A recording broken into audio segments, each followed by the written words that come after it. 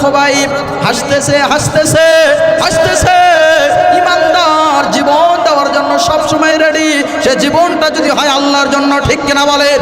সে জীবনটি যদি হয় রসুলের পথের জন্য, ঠিক কিনা বলেন? তাহলে ইমানদার কখনো জীবন দেওয়ার জন্য সে মন খারাপ করে না, কষ্টও পায় না। এইবার খোবাইবকে কিছু গুন্ডারা, বেঈমানেরা সামনে নিয়ে যাইতেছে। আরো সামনের আশেপাশের বাড়িগুলোতে সংবাদ দিয়েছে, কে কোথায় আসো, আসো আসো, মুসলমানকে হত্যা করা হবে। এইবার বেঈমানেরা কিছু দল ভারী হয়ে ছেলে মেয়ে ছোট বড় সবাই মিলে রওনা হয়েছেন। রওনা হওয়ার পর খোবাইবকে সামনে নিয়ে যাইতেছেন।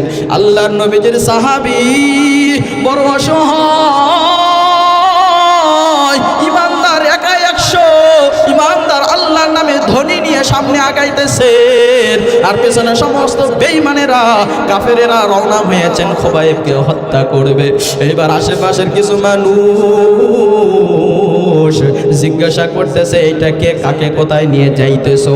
এইবার খ্রিস্টান বেদিন বেঈমানেরা বলতেছেন, এইটা হলো আল্লাহর নবীজির সাহাবী হযরত খোবাইব। সে আমাদেরকে বৃদ্ধাঙ্গুলি দেখে ইসলাম ধর্ম গ্রহণ করেছে, এই জন্য আজকে তাকে জনসম্মুখে আমরা হত্যা করব। জোরে বলি নাউজুবিল্লাহ।